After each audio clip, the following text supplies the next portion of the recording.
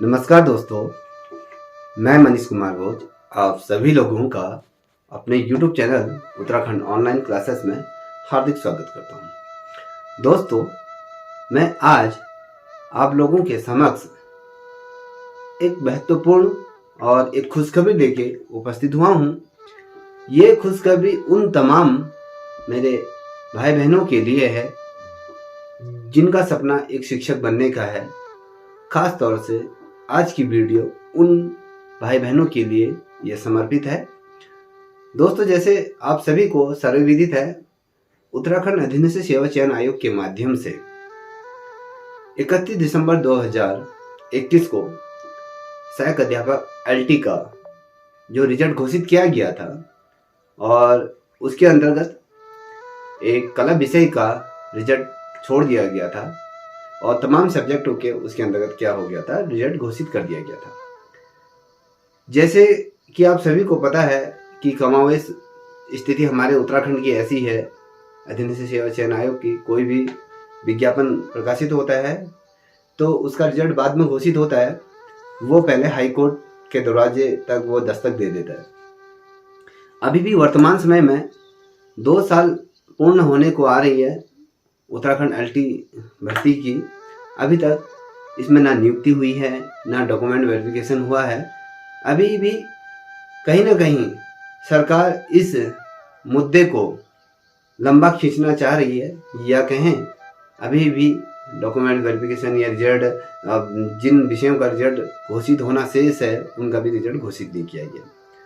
दोस्तों, इन चीज़ों से दूर मैं आप लोगों के लिए सहायक अध्यापक LT व प्रवक्ता संवर्ग के अंतर्गत कुछ वैकेंसीज निकली हुई हैं। उन वैकेंसीज से रिलेटेड ये वीडियो आज की रहने वाली हैं। जो अभ्यर्थी इन्हें फिलअप करना चाहते हैं वो इस वीडियो को कंप्लीट देखें कि किस प्रकार से इन विज्ञप्ति को हम फिलअप कर सकते हैं। आइए शुरुआत करते हैं आज का टॉपिक का। दोस्तों, आज का जो हमारा टॉपिक है, ये उत्तराखंड सरकार के अधीन जो सहायता प्राप्त विद्यालय होते हैं और जिन्हें अनुदान प्राप्त होता है, उन विद्यालयों के अंतर्गत ये विज्ञापन प्रकाशित हुआ है।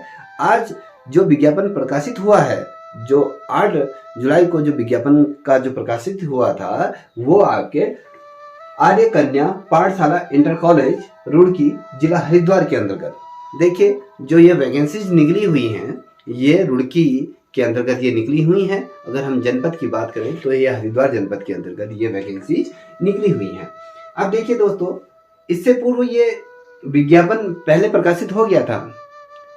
जैसे कि मैंने आपको कहा था ना कि उत्तराखंड में अगर कोई विज्ञापन प्रकाशित होता है तो ये विज्ञापन प्रकाशित होने से पूर्व ऐसी गतिविधियां प्रारंभ हो जाती हैं कि इस भर्ती प्रक्रिया को निरस्त कर दिया जाए, या जो अभ्यर्थी इसमें सेलेक्ट होना चाहते हैं या जिनके रसूखदार जो होते हैं, इन विज्ञापन को प्रकाशित होने से पूर्व हाई कोर्ट के दरवाजे में दस्तक दे देते हैं। तो कमावेश परिस्थिति इस विज्ञापन में ये रही, पूर्व का जो विज्ञापन प्रकाशित हुआ था उसे निरस्त करते हुए दोबारा ये विज्ञापन का प्रकाशित हुआ है। देखिए, अगर मैं विज्ञापन संख्या की बात करूं तो ये 1/01/2022-23 इसका ये विज्ञापन है, विज्ञापन संख्या 1, ठीक है। और अगर मैं दिनांक की बात करूं दोस्तों, तो ये 8 जुलाई को इसका विज्ञापन क्या हुआ था, ये प्रकाशित किया गया था। अब देखते हैं इसके अंतर्गत किन किन पदों पर ये वैकेंसीज निकली हुई हैं, विज्ञापन किन किन पदों और कुल कितने पदों के अंतर्गत ये विज्ञापन प्रकाशित हुआ है। जितने भी अभ्यर्थी इच्छुक हैं वो तमाम अभ्यर्थी इन पदों पर अप्लाई अवश्य करें। आप ये कंफ्यूज ना होइएगा कि इसके अंतर्गत हमें सैलरी कम मिलेगी या राजकीय विद्यालयों में जो सैलरी मिलती है उसकी अपेक्षा वहाँ कम मिलेगी, ऐसा कुछ नहीं होता है। दोनों सेम होते हैं। कहीं पर भी आपके बाल के तिनके के बराबर भी इन वैकेंसीज में फर्क नहीं होता है। बस इतना होता है कि इन विद्यालयों को सरकार द्वारा ग्रांट दी जाती है, जिस प्रकार से राज्य सरकारों को केंद्र सरकार ग्रांट देती है, उसी प्रकार से जो अशासकीय विद्यालय होते हैं, जो वित्त पोषित विद्यालय होते हैं, उन विद्यालयों को क्या करती है, राज्य सरकार ग्रांट प्रोवाइड कराती है और तमाम चीज़ें इक्वल होती हैं। जो राजकीय में होती हैं वो अशासकीय विद्यालयों में भी सेम टू सेम वही रहती हैं।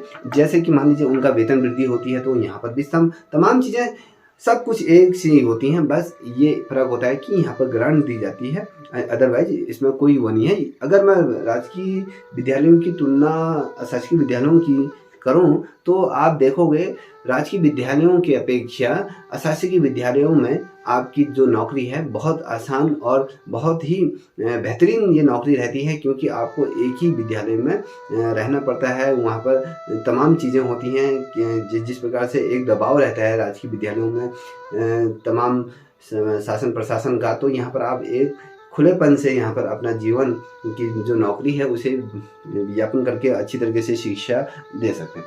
देखिए, अगर मैं इस के अंतर्गत कहूँ, देखिए प्रवक्ता और सहायक अध्यापकों के पदों में यहाँ पर क्या हुआ, विज्ञापन प्रकाशित हुआ है। अगर मैं प्रवक्ता समवर्गी की बात करूँ दोस्तों, तो प्रवक्ता समवर्गी के अंतर्गत आप देखोगे जो वेतनमान जो मिलता है वो 47,600 से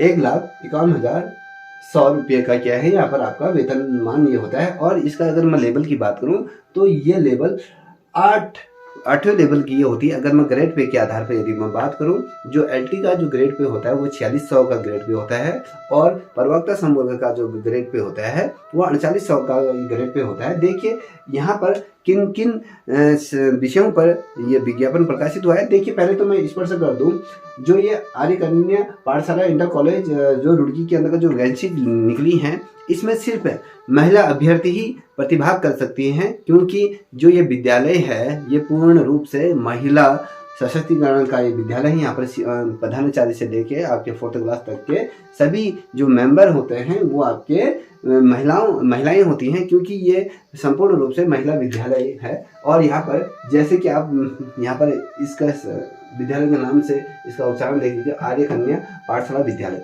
यहाँ पर ये तमाम महिलाओं के लिए ये विज्ञापन प्रकाशित हुआ है। यहाँ पर सिर्फ महिला अभ्यर्थी ही इसमें पार्टिसिपेट कर सकती है। देखिए, यहाँ पर प्रवक्ता समवर्ग के अंतर्गत प्रवक्ता कला, ड्राइंग एंड पेंटिंग के जितने भी महिला अभ्यर्थी हैं वो इसे अप्लाई कर सकती हैं। देखिए, कला विषय के अंतर्गत एक पद यहाँ पर निकला है, और ये जो पद जो कैटेगरी वाइज जो डिवाइडेड हुआ है, ये आपके SC अनुसूचित जाति को ये पद गया है, ठीक है, पहला पद। और दूसरा जो पद निकला है ये राजनीति विज्ञान के अंतर्गत निकला है, ये भी SC कैटेगरी को ये नॉमिनेट है, या कहें SC कैटेगरी के अंतर्गत ये आता है। और साथ ही प्रवक्ता समवर्ग के अंतर्गत रसायन विज्ञान केमिस्ट्री की यहाँ पर वैकेंसी निकली है, वो जनरल कैटेगरी को जाता है। EWS जो आर्थिक वर्ग के जो कमजोर अभ्यर्थी हैं, सामान्य वर्ग के अंतर्गत रसायन विज्ञान का एक पद यहाँ पर निकला है, महिला अभ्यर्थी इसे अप्लाई कर सकती हैं EWS की, ठीक है। और साथ ही यहाँ पर आप देखोगे मनोविज्ञान साइकोलॉजी का भी यहाँ पर एक पद निकला हुआ है साइकोलॉजी के अंतर्गत, वो भी जो ये कैटेगरी जो गई है ये आपके सामान्य जनरल कैटेगरी को ये नॉमिनेट है। ये इसके जितने भी मनोविज्ञान से जिन महिला अभ्यर्थियों ने PG किया हुआ है वो इसे अप्लाई कर सकती है। जनरल कैटेगरी के अंतर्गत ये वैकेंसी निकली। अगर मैं प्रवक्ता समवर्ग की बात करूँ तो देखिए 1 2 3 4 टोटल पद निकले हैं प्रवक्ता समवर्ग के अंतर्गत, वो 4 पद यहाँ पर निकले हैं इस विद्यालय में, ठीक है। अब बात करते हैं, ये तो हो गई आपकी प्रवक्ता समवर्ग के अंतर्गत। अब बात करता हूँ जो सहायक अध्यापक LT के अंतर्गत यदि बात करूँ तो इसको थोड़ा सा मोटा समझ लेते हैं। जो LT के अंतर्गत जो वेतनमान जो प्राप्त होता है, जो राज्य सरकार द्वारा जो शिक्षा निम्नावली या कहें जो वित्तीय निम्नावली होती है उसके अकॉर्डिंग तमाम चीज़ें ये रहती है। अगर आप जो एक तो ये अशासकीय विद्यालय का है, और ये अगर आप जो अधीनस्थ सेवा चयन आयोग के माध्यम से जो विज्ञापन प्रकाशित होता है उसमें जो ये वेतनमान होता है, जो लेवल होता है वो डिक्टो सेम होता है, इसमें किसी भी प्रकार का कोई अंतर नहीं होता है, ठीक है। अब जो सहायक अध्यापक LT के अंतर्गत जो पदों की यदि मैं बात करूं तो इसमें किस विषय में कौन से पद निकले हैं, कितनी कैटेगरी वाइज कहाँ पर ये निकले हैं, इसको देख लेते हैं। देखिए दोस्तों, यहाँ पर हिंदी विषय के अंतर्गत जो हिंदी विषय की जो महिला अभ्यर्थी हैं, ये एससी कैटेगरी को यहाँ पर एक पद गया है, हिंदी सब्जेक्ट एससी के अंतर्गत ये गया है। वहीं संस्कृति की यदि बात करें तो संस्कृति विषय के अंतर्गत यहाँ पर पद यहाँ पर निकले हैं। दो पद यहाँ पर निकले हैं, वो दोनों के दो पद आपके जनरल कैटेगरी को ये गए हैं। जनरल कैटेगरी के जितने भी महिला अभ्यर्थी हैं उसे ये भर सकते हैं संस्कृत से। यहाँ पर जो पद है EWS को गया है जनरल कैटेगरी में, और एक जनरल कैटेगरी के अंतर्गत जो EWS नहीं है वो इसे अप्लाई कर सकेंगे। अगर मैं बात करूँ संस्कृति विषय के अंतर्गत, तो संस्कृति विषय के अंतर्गत आप देखोगे तो 2 पद यहाँ पर निकले हुए हैं। और साथ ही अब हम अंग्रेजी विषय के अंतर्गत बात करते हैं तो दोस्तों, तो अंग्रेजी विषय के अंतर्गत भी आपको यहाँ पर 2 पद यहाँ पर ये निकले हैं, जो जनरल कैटेगरी को ये 2 पद गए हैं। ठीक है, जनरल कैटेगरी के अंतर्गत 2 पद इंग्लिश सब्जेक्ट के अंतर्गत आए हैं, वो भी 2 के 2 जनरल कैटेगरी के अंतर्गत गए हैं। ठीक है, अब बात करता हूँ गणित विषय की। तो गणित LT गणित की यदि मैं बात करूँ तो गणित के अंतर्गत भी यहाँ पर 2 पद निकले हैं। 2 पद, एक तो SC कैटेगरी को गया है और दूसरा सामान्य कैटेगरी को ये गया है। ठीक है, अब बात करते हैं यहाँ पर SST की बात करते हैं, सामान्य विज्ञान की बात करते हैं। तो यहाँ पर 2 पद SST के अंतर्गत निकले हैं। एक पद जनरल कैटेगरी को, दूसरा पद आपके SC कैटेगरी को ये गया है। जो जनरल कैटेगरी के अंतर्गत जो पद निकला है वो EWS के अंतर्गत ये पद निकला है। अब देखिए, आपने देखा होगा जो अधीनस्थ सेवा चयन आयोग के माध्यम से जो ये पद निकले थे 1400 के आसपास जो LT का, तो यहाँ पर आप देखोगे 2 साल से ऊपर होने को जा रहा है। अभी तक इसमें किसी भी प्रकार का नियुक्ति या कहें रिजल्ट घोषित नहीं किया गया है। अभी भी जितने भी जो चयनित अभ्यर्थी हैं वो दुविधा में हैं, क्योंकि कोर्ट का दरवाज़ा खटका रहे हैं, कितना पैसा यहाँ खर्च हो रहा है, तमाम चीज़ें हो रही हैं। कोर्ट क्या करी, हियरिंग पे हियरिंग देती हुई जा रही है। अगर मैं बात करूँ तो इन विद्यालयों पर जो विज्ञापन प्रकाशित होता है, विज्ञापन की तिथि से देखिए, जो ये विज्ञापन जारी हुआ है ये 8 जुलाई को ये विज्ञापन जारी हुआ है। 8 जुलाई से 90 दिन के अंतर्गत, ठीक है, 90 दिनों के अंतर्गत आपका यहाँ पर नियुक्ति हो जाती है।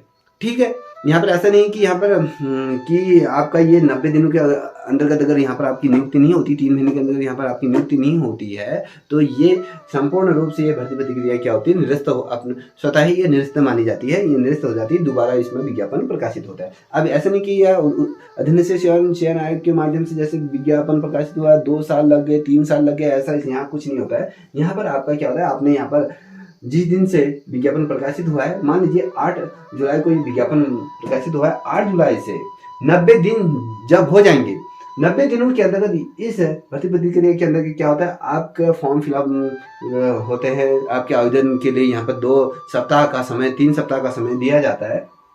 उसके बाद यहाँ पर जो आप फॉर्म फिलअप करोगे, यहाँ पर पूरे जनपद स्तर पर या कहें अगर उत्तराखंड के 13 जिलों से अगर कोई अभ्यर्थी यहाँ पर फॉर्म फिलअप करते हैं तो इनकी क्या होती है, मेरिट लिस्ट यहाँ पर बनती है। मेरिट लिस्ट बनती है तो इसमें मेरिट लिस्ट के अंदर टॉप 7 यहाँ पर अभ्यर्थियों का चयन होता है, जो 4 फर्स्ट क्लास होते हैं, या कहें जिन अभ्यर्थियों के यहाँ पर उस मेरिट लिस्ट के अंतर्गत जो अभ्यर्थी का सिलेक्शन होता है उनको यहाँ पर इंटरव्यू के लिए कॉल किया जाता है। और यहाँ पर जो इंटरव्यू जो होता है वो आपके जो लोक सेवा आयोग के अंतर्गत जो लोग इंटरव्यू लेते हैं उनके द्वारा इस इंटरव्यू को संपन्न कराया जाता है लोक सेवा आयोग के माध्यम से। देखिए, 90 दिनों के अंतर्गत आपको यहाँ पर नियुक्ति दी जाती है। जिस दिन 90 दिन, मान लीजिए आपका कल को 90 दिन हो रहे हैं, तो 90 दिन से पूर्व आपको किसी भी सूरत में यहाँ पर क्या किया जाता है, नियुक्ति दी जाती है। यदि अगर आपको 90 दिन के अंदर नियुक्ति नहीं दी जाती है तो ये पूरी भर्ती प्रतिक्रिया क्या हो जाती है, निरस्त हो जाती है। देखिए, कहाँ अधीनस्थ सेवा चयन आयोग, कहाँ अशासकीय विद्यालय। तो कहीं ना कहीं अशासकीय विद्यालयों में ये बेनिफिट है कि अगर विज्ञापन प्रकाशित होता है तो जो अभ्यर्थी को बहुत ज़्यादा लंबा इंतजार नहीं करता, जिस भी अभ्यर्थी का इसमें सिलेक्शन होगा तो उसे 90 दिन से ज़्यादा इंतजार करने की ज़रूरत नहीं है। 90 दिनों में उसका यहाँ पर सिलेक्शन हो जाता है। ठीक है, अब जहाँ तक मैं बात करूँ जो वर्तमान परिस्थिति शासकीय विद्यालयों में पारदर्शिता यहाँ पर देखने को मिले। इससे पूर्व अपारदर्शिता यहाँ पर यह कहें करप्शन बहुत देखने को मिलता था। अब वर्तमान समय में जिस प्रकार से सरकार सशक्त हो गई है इन विद्यालयों में, जिस प्रकार के यहाँ पर घोटाले देखने को मिलते थे, अब इस प्रकार का कुछ भी नहीं होता है। जितना भी होता है सारी वीडियोग्राफिंग के माध्यम से तमाम चीज़ें होती हैं। यदि आप देखिए जैसे आयोग के अंतर्गत जो इंटरव्यू होता है उससे उसी प्रकार की, क्योंकि आयोग के मेंबरान द्वारा इसको इंटरव्यू को आयोजित कराया जाता है, वो लोग लेते हैं। तो जिसमें इंटरव्यू होता है तो उस समय यहाँ पर इसकी वीडियोग्राफिंग होती है कि किस बच्चे ने कितना अच्छा परफॉर्मेंस किया। अगर मान लीजिए आपको लगता है कि इन विद्यालयों में पैसा चलता है तो आप उसको चैलेंज कर सकते हो कि मेरा इंटरव्यू अच्छा गया था, अगले बंदे का इंटरव्यू खराब गया था तो उसका सिलेक्शन कैसा हो गया है। तो तमाम चीज़ें यहाँ पर आप सुविधा हो गई हैं। तो जो पहले लोगों के अंदर जो धारणा थी कि हाँ पैसा चलता था, हाँ इस चीज़ को हम भी एक्सेप्ट करते हैं, चलता था, तो अब मुझे लगता है कहीं ना कहीं उस पर अंकुश लगाया गया है सरकारों द्वारा। जो अभी बीजेपी सरकार है या कहें इस पर, तो जब भी मैं बात करूं तो सचिव स्तर पर भी यहाँ इस पर समीक्षा हुई थी। तो यहाँ तक कि अब आपको ये देखने को मिलेगा अधीनस्थ सेवा चयन आयोग के माध्यम से, जैसे कि बेरोजगार वर्ग या कहें जितने भी प्रशिक्षित छात्र छात्राएं हैं उनके द्वारा बार बार यह मांग उठाई जा रही थी कि इन विद्यालयों को भी अधीनस्थ सेवा चयन आयोग के परिधि के अंतर्गत लाया जाए। मगर सरकार ने जिस प्रकार से आपको ये देखने को मिलेगा, जैसे आपको अधीनस्थ सेवा चयन आयोग का ये जो आयोग गठित हुआ है उसी प्रकार से अशासकीय विद्यालयों का भी चयन आयोग का गठन किया गया है। इसकी बिल्डिंग तैयार हो जाए, तमाम चीज़ें हो चुकी हैं। अब यहाँ पर इसको या कहें इनके जो सचिव हैं इनका कार्यभार दायित्व यहाँ पर सौंपा जाना है। अब जितने भी विज्ञापन प्रकाशित होंगे अगले साल से, वो तमाम अशासकीय विद्यालयों का चयन आयोग बनाया गया है। तो तमाम चीज़ें वहाँ से इन विज्ञप्तियों का क्या होगा, प्रकाशन होगा। वहाँ पर जिस प्रकार से अधीनस्थ सेवा चयन आयोग में रिटन टेस्ट तमाम जो चीज़ें होती हैं वो तमाम चीज़ें यहाँ पर आपको देखने को मिलेंगी। ठीक है, अब मैं बात करता हूँ कि आप इन विद्यालयों को किस प्रकार से फॉर्म फिलअप कर सकते हैं। दोस्तों यहाँ पर आप लोग 300 रुपये का एक पोस्टर ऑर्डर या कहें बैंक ड्राफ्ट मुख्य शिक्षा अधिकारी हरिद्वार के नाम पर यहाँ पर लगाइएगा या कहें पोस्टर ऑर्डर खरीद लीजिएगा। अब जब आप पोस्टर ऑर्डर खरीद के मुख्य शिक्षा अधिकारी कार्यालय में जाओगे तो वहाँ से आपको इसका क्या मिलेगा, फॉर्म मिलेगा, आवेदन पत्र यहाँ पर मिलेगा। आवेदन पत्र को वहाँ से प्राप्त करने के बाद जो तमाम फॉर्मेलिटीज उसमें दी जाती हैं, उसमें आपने जो तमाम सर्टिफिकेट हैं, जैसे कि आपके तमाम सभी चीज़ें लगाइएगा। उसमें आपकी जितने भी शैक्षिक योग्यताएं हैं, आपकी जो कैटेगरी है या कहें आपके जो एम्प्लॉयमेंट है, जो आपके टीटी है, बीएड, तमाम जो चीज़ें आप डिजर्व करते हो उन तमाम चीज़ों को यहाँ पर लगाइएगा। और 3 सप्ताह के अंतर्गत ये आपका जो फॉर्म है ये रजिस्ट्री के माध्यम से आपके जो मुख्य शिक्षा अधिकारी कार्यालय में यहाँ पर सबमिट हो जाना चाहिए। उसके पश्चात जब तमाम फॉर्म जब यहाँ पर फिलअप पहुँच जाते हैं, उसके पश्चात क्या होता है, आपके यहाँ पर मेरिट बनती है। अगर आप लोग अगर अपनी मेरिट को यहाँ पर देख सकते हैं कि भैया मेरिट के अंदर मेरा सिलेक्शन हुआ है नहीं हुआ है, तो अब यहाँ तक कि इसमें इतनी पारदर्शिता लाई गई है कि आप हरिद्वार के जो डिस्ट्रिक्ट हरिद्वार है तो उसके NIC जैसे आप www.nic.haridwar.in में जाओगे तो यहाँ पर आप तमाम जो आपकी नंबर कौन से क्रमांक पे आप हो, आपकी मेरिट लिस्ट के अंदर आ रहे हो नहीं आ रहे हो, तमाम चीज़ें यहाँ पर अपलोड की जाती है। बहुत से व्यक्ति को ये पता नहीं होगा कि जिस समय इसकी मेरिट लिस्ट बनती है तो वो मेरिट लिस्ट आपके जो साइट है आपकी, मैंने जो बताया www.nic.haridwar.in के अंतर्गत ये तमाम चीज़ें यहाँ पर इस पोर्टल पर अपलोड कर दी जाती है। तो आप अपना यहाँ पर देख सकते हैं कि आपका टॉप 7 के अंतर्गत आपका सिलेक्शन हुआ है या नहीं हुआ है।